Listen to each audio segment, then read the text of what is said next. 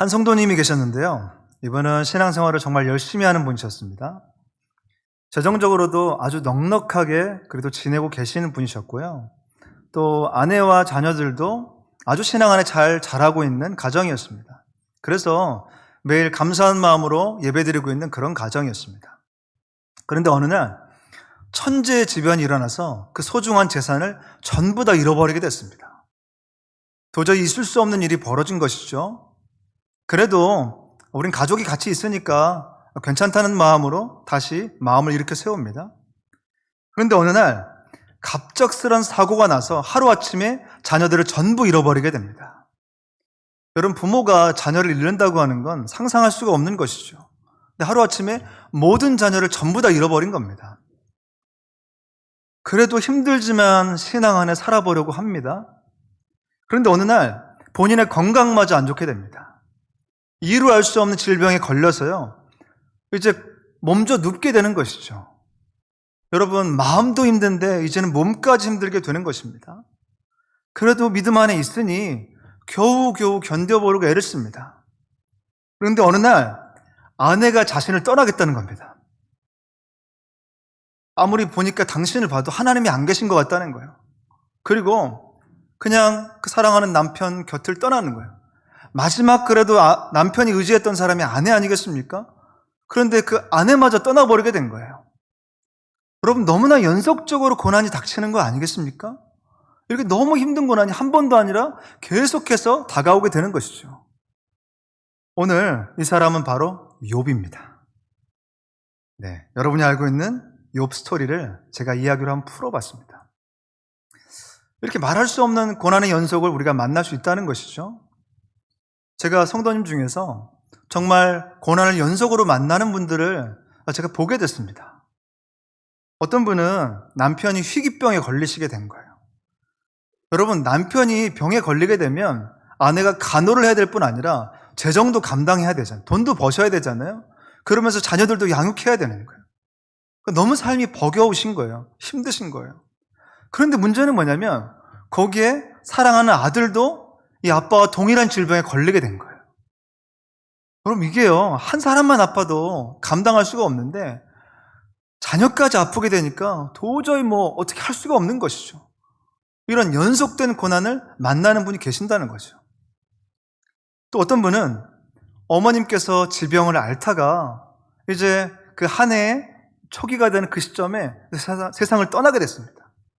사실 어머님을 많이 의지하고 또 신뢰하던 그런 분이셨어요. 어머님이 떠나가니까 너무 마음이 허전한 거예요. 어디에 마음을 둘 것도 없고 이 빈 마음을 채우기 어려웠습니다. 그런데 어머님이 떠나가시고 나니까 이제 아버님이 점점 몸이 아파지기 시작합니다. 아마 어머님이 계시지 않으니까 힘드셨던 것 같아요. 그러시다가 그 해를 넘기지 못하시고 아버님도 세상을 떠나게 됩니다. 여러분, 한 해에 연초에는 어머님이 떠나시고 연말에는 아버님이 떠나신 겁니다. 자기가 의지하던 두 기둥이 완전히 무너져 내린 겁니다. 이게 연속적으로 고난이 다가오니까 너무 힘이 드는 거예요. 버틸 수가 없는 것이죠. 이게 어쩌면 우리 삶 가운데 우리가 만나고 있는 상황은 아닌지 모르겠습니다.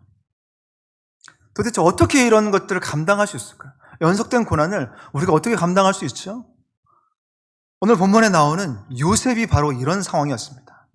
한 번이면 그것도 쉽진 않지만 한 번이면 어떻게 좀 견뎌보겠는데 계속해서 연속해서 고난이 다가오니까 이 버텨낼 재간이 없는 것이죠.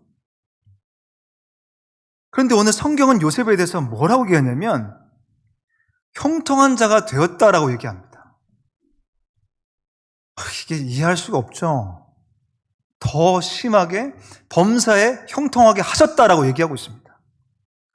여러분, 너무 힘이 드는데 성경은 형통하대요. 그 범사에 형통하게 하는 거야, 이렇게 얘기한다는 것이죠. 그러니까 우리가 신앙과 현실 사이의 괴리감이 느껴지는 거예요. 알죠. 말씀은 알죠. 그런데 현실에서 다가오는 그 삶의 무게, 고통의 무게는 감당할 수가 없는 것이죠.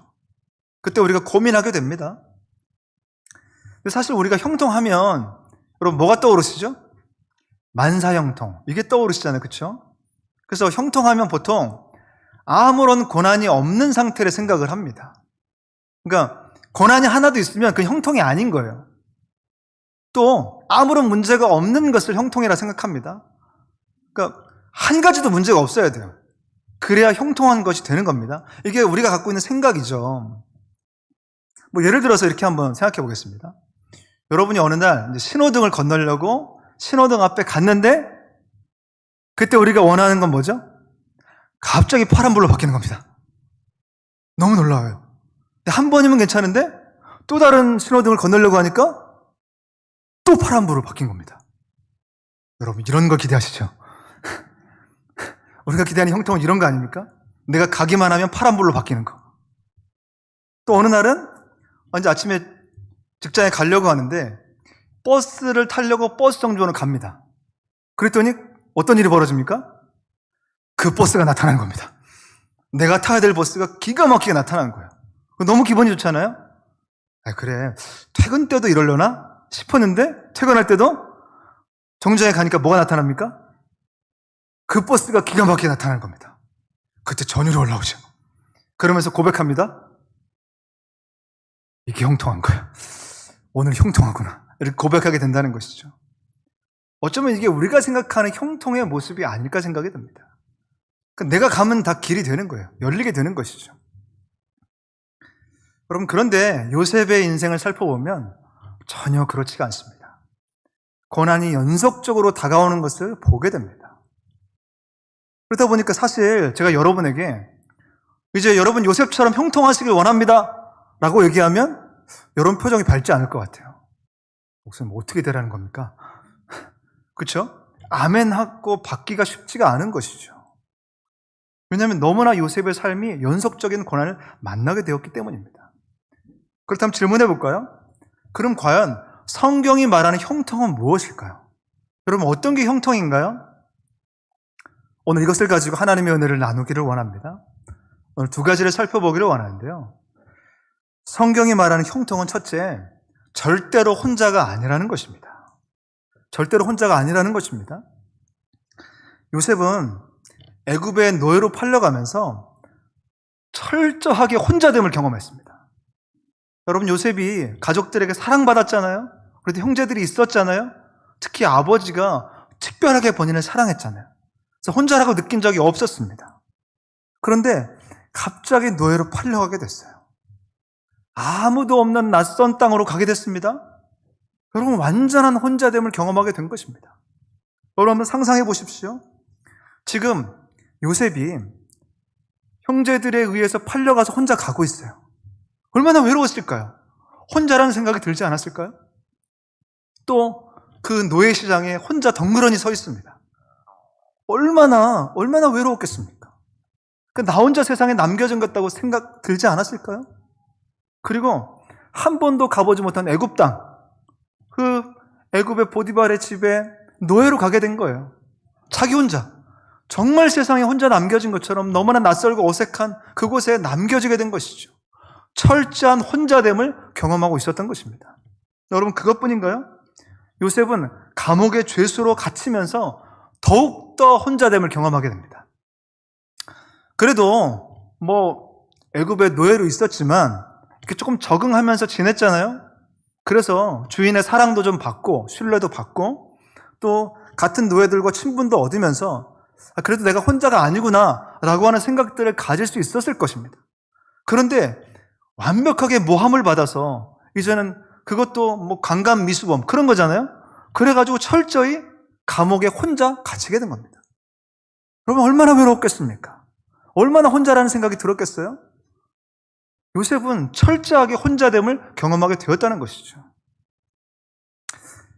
여러분도 그런 때가 있지 않나요? 너무 혼자라는 생각이 들 때가 있지 않나요? 어떤 이제 남자 집사님이 하루는 이제 차를 몰고 집에 가는데 갑자기 무언가 알 수 없는 서글픔이 찾아오더라는 거예요. 그냥 설명할 필요 없어요. 가족들하고도 잘 지내고요. 또 직장 생활도 열심히 하는 분인데 그날 집에 돌아오면서 너무 마음이 외로운 거예요. 그냥 아무도 내 마음을 몰라주는 것 같은 그 마음이 찾아온 거예요. 울컥하고 나서 갑자기 눈물이 흐르기 시작합니다. 그리고 이분이 갑자기 도로가에다 차를 멈춰 세우더니 막 운전대를 붙잡고 오열하면서 울기 시작하는 거예요.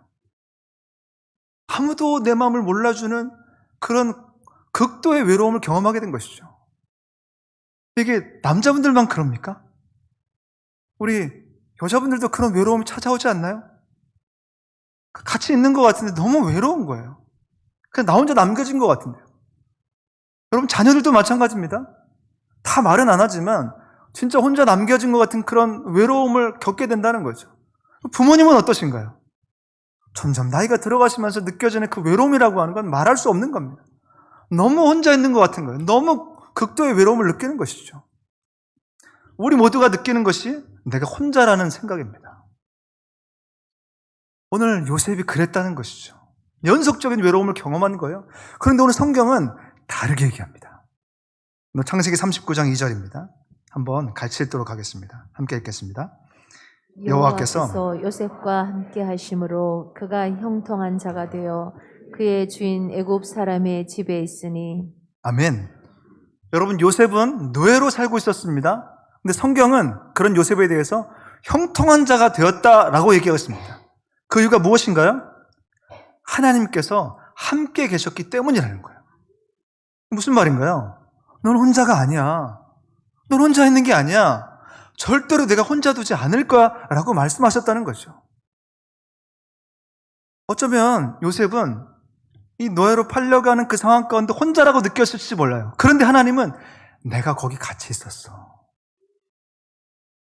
막 그 노예시장에 혼자 덩그러니 남겨질 때 혼자라고 느꼈겠죠. 그런데 하나님이 나 네 옆에 있었어.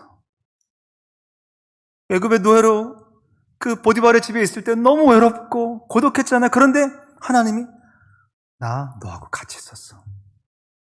여러분, 잘 생각해 보십시오. 혼자라고 생각했는데 잘 생각해 보면 거기에도 주님이 계셨고요, 여기에도 주님이 계셨어요. 절대 주님이 혼자 내버려 두지 않겠다고 말씀하신 것이죠. 이걸 경험한, 이게 바로 성경이 말하는 형통입니다. 아, 그렇구나. 내가 절대 혼자 내버려 두지 않는 것, 이게 바로 성경이 말하는 형통인 거구나. 여러분, 신앙에 역설이 있는데요, 가장 혼자라고 느껴지는 시간이 가장 하나님이 가깝게 느껴지는 시간인 줄로 믿습니다. 이게 역설이에요. 가장 혼자라고 느껴지는데요, 가장 주님이 가깝게 경험되어지는 시간인 것이죠. 놀랍게도 이 신구약 성경에 이런 하나님이 함께 계신다는 말씀이 굉장히 많이 나옵니다. 한번 마태복음 28장 20절에 보면 이렇게 얘기합니다. 내가 너에게 분부한 모든 것을 가르쳐 지키게 하라. 볼지어다 내가 세상 끝날까지 너희와 항상 함께 있으리라 하시니라. 제가 예수님 만날 때 이 말씀을 만나게 됐는데요, 제가 혼자가 아니라는 거예요. 네가 어떤 모습 보이든지 내가 너와 같이 있어줄게. 이 제자들이 이제 주님을 떠나보내야 되는데 두렵고 무서웠는데 걱정하지 마, 내가 같이 있어줄 거야. 내가 절대로 너를 혼자 두지 않을 거야 라고 말씀하셨다는 거죠. 그게 너무 우리에게 위로가 되잖아요. 또 구약성경 시편 23편 4절에 보면 말합니다.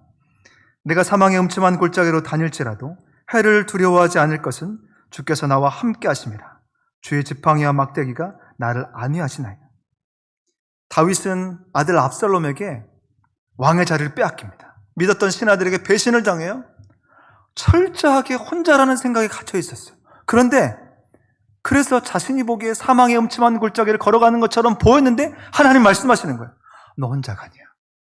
내가 너 같이 있잖아. 내가 절대로 너를 혼자 두지 않을 거야. 주께서 나와 함께 하심이라를 경험하게 된 것이죠.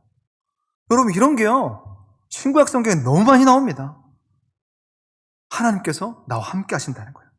그러면 그 시간이 성경이 말하는 형통의 시간인 줄로 믿습니다. 그런 거죠. 한 성도님이 이제 수술을 앞두고 이제 수술 당일날 들어가시기 전에 제가 이제 저를 같이 기도하게 됐습니다. 근데 이분이 한 주 전에 수술을 하시는 분인데 너무 담담하신 거예요. 그래서 집사님 괜찮으세요? 그랬더니 아유 괜찮다는 거예요. 목사님, 뭐 목사님까지 걱정하십니까? 그러면서 저를 걱정해 주시더라고요. 그래서 참 잘 이겨내시나 보다 생각이 들었습니다. 그리고 이제 수술 당일날에도 너무 담담하신 거예요. 아이 목사님 걱정할 필요 없습니다. 잘 수술하고 오겠습니다. 사실 쉬운 수술은 아니었는데 너무 담담하게 받아들이시는 거예요. 그래서 제가 그분을 위해서 기도해 드렸습니다. 하나님 아버지, 이제 우리 집사님은 혼자가 아닙니다. 하나님께서 수술실에 함께 계실 겁니다. 의료진의 모든 손길을 붙잡아 주시고 순조롭게 수술이 진행되도록 붙잡아 주옵소서. 특히 마음 가운데 평안을 주셔서 담대하게 수술을 마치고 돌아올 수 있도록 붙잡아 주옵소서. 정말 평이한 문장으로 기도를 해드렸습니다. 갑자기 울기 시작합니다. 왜 그랬을까요? 여러분, 수술실에는 혼자잖아요. 수술실에는 아무도 도와줄 수가 없잖아요. 같이 해줄 수가 없잖아요. 수술실에 누워질 때는 진짜 혼자인 거잖아요. 근데 그때 하나님이 같이 계시겠다는 거예요. 내가 절대로 너를 혼자 주지 않겠다는 거죠. 도와주겠다는 거죠. 붙잡아 주겠다는 거죠. 이게 위로가 되고 힘이 되셨던 거예요. 여러분, 그때 그것이 형통인 줄로 믿습니다. 우리가 어떤 상황 가운데 누워질지라도 이게 알겠는 거예요. 진짜 하나님이 내 곁에 계시는구나. 나 혼자 두지 않으시는구나. 버려두지 않으시는 거구나. 이게 버려둔 게 아니구나. 함께 하는 거구나. 내 두 손을 붙잡고 계시는구나. 이것을 경험하면 그 삶이 형통한 삶인 줄로 믿습니다. 그런 것이죠. 요셉은 바로 그것을 경험하는 것입니다. 오늘 여러분이 이 땅 가운데 하나님이 함께 계시는, 절대로 혼자 두지 않으시는 이 형통을 경험하시는 은혜를 누리시길 바랍니다. 아멘. 자, 이제 둘째, 그러면 성경이 말하는 형통은 또 뭘까요? 둘째, 반드시 길을 인도하신다는 겁니다. 반드시 길을 인도하신다는 겁니다. 여러분, 요셉은 이제 노예로 팔려가면서 자신의 인생의 모든 길이 막혔다고 생각했습니다. 요셉이 꾸었던 두 가지 꿈 잘 아시죠? 첫 번째 꿈은 밭에서 곡식단을 묶고 있는데 요셉의 단은 일어나고 형제들의 단은 요셉을 둘러서 절하는 거예요. 이게 뭐냐면 요셉이 리더가 된다는 꿈입니다. 또 한 번의 꿈을 꿔요. 그랬더니 해와 달과 11별이 이제 요셉에게 절하는 거예요. 뭐죠? 어머니, 아버지, 그리고 11명의 형제들이 자신에게 절하고 있는 거예요. 본인이 리더가 되는 꿈을 꾼 것이죠. 근데 지금 현실은 어떻습니까? 애굽의 노예로 끌려가고 있습니다. 그러니까 이거 꿈은 그냥 꿈이구나. 완전히 자신의 삶이 막혔다고 생각한 것이죠. 끝났다고 생각한 겁니다. 그냥 그 노예시장에 서 있을 때 내 인생은 이제 더 이상 길이 없는 거구나. 끝난 거구나. 그런 생각이 찾아오지 않았을까요? 애굽 사람 보디발의 집에 들어갔을 때 진짜 노예처럼 사는 이게 끝날 수 있을까? 그런 암담한 생각이 들지 않았을까요? 거기서 멈추지 않고요. 요셉은 감옥의 죄수로 갇히면서 더더욱 자신의 인생길이 완전히 막혔다고 생각했습니다. 이제 애굽의 가정총무로 있으면서 그래도 조금 이제 새로운 길이 열리나 보다 생각을 했어요. 내가 원했던 길은 아니지만 그래도 길이 좀 보이나 보다 생각을 했습니다. 그런데 완전히 억울한 누명을 씌워가지고요. 사람들이 가까이 하지도 않습니다. 강간미수범. 누가 그런 사람과 가까이 하겠어요? 그러고 나니까 완전히 감옥에 닫히게 됐잖아요. 언제 어느 순간 감옥에 나올 수도 알지 못하는 암담한 상황 가운데 있었던 것이죠. 그럼 길이 완전히 막혀버린 상황, 그것이 바로 요셉의 상황이었다는 것이죠. 제가 보니까 1, 2, 3부에 우리 청소년들이 있는 것 같아요. 우리 중고등부 학생들이 있는 것 같습니다. 여러분, 이 학생들이 얼마나 고민이 많은지 모릅니다. 그러니까 대학을 정말 잘 가고 싶은데 길이 잘 보이지 않아요. 어떻게 가야 되는지 길이 보이지 않아요. 그런데 대학생들을 만나면 어떨까요? 취업을 해야 되는데 길이 보이지 않는다는 거예요. 진짜 취업을 어떻게 해야 될지 고민이 너무 된다는 거예요. 그러면 취업을 한 사람은 어떤가요? 결혼을 해야 되는데 길이 보이지 않는다는 겁니다. 여러분, 이게 인생입니다. 계속해서 길이 보이지 않는 거예요. 이것만 가면 길이 열릴 줄 알고 이런 거 가면 인도하시는 줄 아는데 계속해서 길이 보이지 않는 인생이라는 것이죠. 그런데 오늘 성경은 다르게 얘기합니다. 요셉이 분명히 그런 길이 막히는 사람이었는데 성경은 다르게 얘기합니다.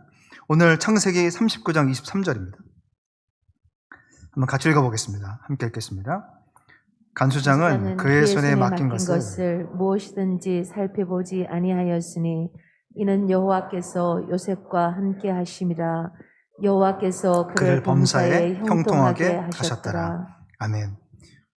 여러분, 요셉이 지금 감옥의 죄수로 살아가고 있잖아요. 근데 성경이 뭐라고 얘기하냐면 범사에 형통하게 하셨다. 이게 형통하게 한 거야 라고 얘기하는 것이죠. 그 왜 그런 것이죠? 하나님께서 함께 계시기 때문이라는 거죠.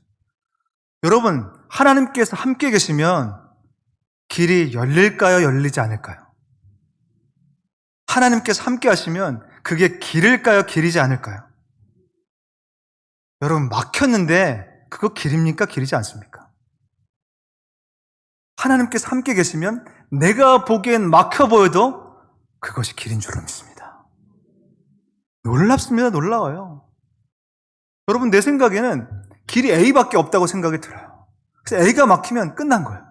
그런데 하나님이 그 막힘 속에서 B를 보여주십니다. 세상에 B라는 길이 있는 거예요. 생각지도 못한 길이 열리는 거죠. 근데 B가 또 막혔어요. 그럼 뭐가 있습니까? C라는 길이 있습니다. 또 막혔어요? 그럼 뭐가 있습니까? Z까지 할 수 있습니다. 여러분, 그게 길이 되는 거예요. 그래서 여러분 찬양하잖아요. 내가 걸어갈 때 길이 되고 살아갈 때 삶이 된다는 거죠. 여러분, 그분이 함께 하시니까 그게 막힌 것처럼 보이는 그게 길이 된다는 겁니다. 요셉은 노예로 끌려가서 길이 막혔다고 생각했어요. 그런데 또 길이 보여요. 이상하죠. 감옥에 갇혀서 길이 없다고 생각했는데 감옥에서도 그 간수장이 인정을 해가지고 재반 사무를 맡기고요. 또 그 감옥에서 말도 안 되게 고위 관리를 만나서요. 꽁포리를 하게 됩니다. 여러분, 이런 스토리들이 연결이 돼요. 그러니까요, 예수 믿는 사람들에게는 막힌 것처럼 보이시죠? 길이 없는 것처럼 보이시죠? 그러면 그냥 멈추시면 됩니다. 그게 길입니다. 그러다 또 둘러보시면 다시 길이 또 열립니다. 그러면 또 그 길입니다. 여러분, 그렇게 가시면 돼요. 여러분, 막혀 보이시나요? 조금 막혀 지내시면 됩니다. 그게 또 길입니다. 열려 보이시나요? 열린 거 가시면 됩니다. 그게 또 길이 되는 줄로 믿습니다. 이게요, 하나님이 함께 계시는 그 사람들에게 모든 게 길이라는 것이죠. 이게 제가 너무 좋더라고요. 여러분, 그런 길을 경험하시기 바랍니다. 이게 형통이라는 거예요, 형통. 하나님께서 길을 내신다고 하는 게 이 신구약 성경에도 굉장히 많이 나옵니다. 여러분, 신약 성경 고린도전서 10장 13절에 이렇게 얘기합니다. 사람이 감당할 시험 밖에는 너희가 당한 것이 없나니 오직 하나님은 미쁘사 너희가 감당하지 못할 시험 당함을 허락하지 아니하시고 시험 당할 즈음에 또한 피할 길을 내사 너희로 등이 감당하게 하시느니라. 아멘. 여러분이 수많은 시험을 만날 때 두 가지밖에 없대요. 너무 무거우면 피할 길을 내십니다. 그런데 이게 감당할 만하면 감당할 만한 힘을 주실 줄로 믿습니다. 두 가지 중에 하나예요. 너무 무거우신가요? 피할 길 주실 줄로 믿습니다. 그런데 그것도 길이라고 하면 감당할 힘을 주실 줄로 믿습니다. 길을 내시는 거예요. 다 길이 되는 것이죠. 또 구약성경 욥기서 23장 10절에 보면 말합니다. 그러나 내가 가는 길을 그가 아시나니 그가 나를 단련하신 후에는 내가 순금같이 되어 나오리라. 욥은 사방을 둘러봐도 길이 보이지 않았잖아요. 그런데 나의 가는 길을 그가 아신대요. 여러분, 내가 가는 그 길을 그분이 아시니까 그 맡겨드리면 되지 않나요? 그분이 먼저 그 길을 준비하신대요. 여러분, 진짜 신기한 게요, 그분은 길을 준비하시는 분입니다. 나보다 앞서서 가서 준비하는, 나는 막힌 것처럼 보이지만 그분은 준비하는 시간이에요. 그러니까 기가 막힌 것이죠. 그래서 청구하는 목사님의 내 길 더 잘하시니란 찬양에 보면, 제가 이 찬양을 참 좋아하는데요. 아마 반복해서 나중에도 얘기할 것 같습니다. 왜냐하면 제가 신학대학원 이제 시험을 보기 전날 용인에 있는 이제 신학대학원에 가게 돼요. 이제 거기서 너무 마음에 걱정과 불안이 있는 거예요. 그래서 그 밤에 그 신학대학원 뒤에 보면 기도처가 있습니다. 기도처에 가서 막 하나님께 울부짖으면서 막 기도했어요. 그때 이 찬양이 떠오르더라고요. 너무 좋았어요. 2절에 이렇게 얘기합니다. 해답도 모르는 시험 문제처럼 주님의 뜻을 찾지만 다 알 수 없었죠. 시련의 세월이 내게 준 한 가지, 다 이해하지 못해도 주 신뢰하는 것. 내 주는 다 아시죠? 나의 길을, 내 삶을 다 맡깁니다. 내 길을 더 잘 아시니. 그분이 내 길을 더 잘 아시는데요. 그럼 우리가 그러니까 걱정할 일이 없어요. 걱정하면 안 됩니다. 그분이 내 길을 더 잘 아신다고 하니까 자꾸 맡겨드려요. 그리고 그 막힙니까? 그럼 거기까지만 있으면 됩니다. 그분이 더 잘 아신다고 하니까. 또 열어주시나요? 그럼 또 가시면 됩니다. 그분이 내 길을 더 잘 아신다고 하니까. 여러분, 그 모든 것들이 하나님의 길인 줄로 믿습니다. 저번 주 이제 하루 종일 비가 오는 날이 있었잖아요. 그날 이제 부부가 이렇게 저를 찾아왔습니다. 남편분이 이제 직장이 멀리 이직하게 되셨어요. 그래서 이사를 가시게 됐습니다. 이게 교회를 떠날 수밖에 없는 상황이 되니까 너무 아쉬워서 이제 인사하러 오신 건데요. 근데 이분이 사실 대구에 원래 연고가 없었는데 대구에 한 4, 5년 머무르시면서 그래도 성서 중보교를 통해서 좋은 믿음의 동역자들을 많이 만났던 거예요. 너무 감사하고 좋았던 것이죠. 근데 그날이 비도 오고 평일 오후였습니다. 근데 그날 이분들이 이사 간다고 해서 구역장님이 오신 거예요. 그리고 부구역장님이 오신 겁니다. 권찰님이 오신 겁니다. 부부 청년부에서 오신 겁니다. 여러분 놀라지 않으시는데요? 비가 오는 날이고 평일 저녁에, 평일 오후에.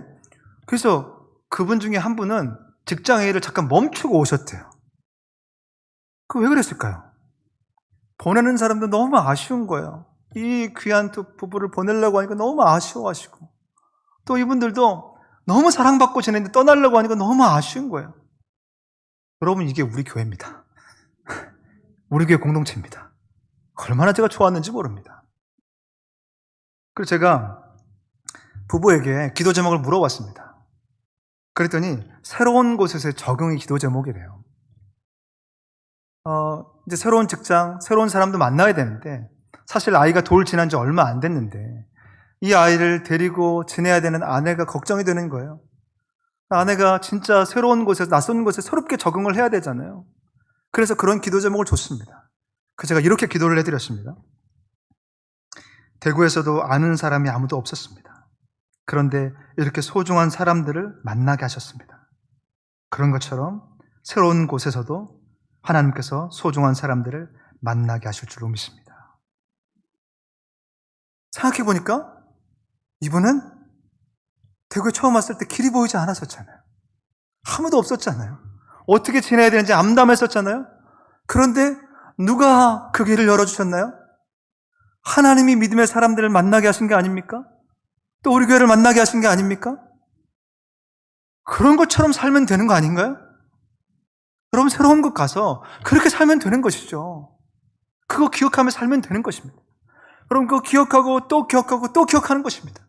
그렇게 인도하신 그분이 이후에도 그렇게 인도하실 줄로 믿습니다.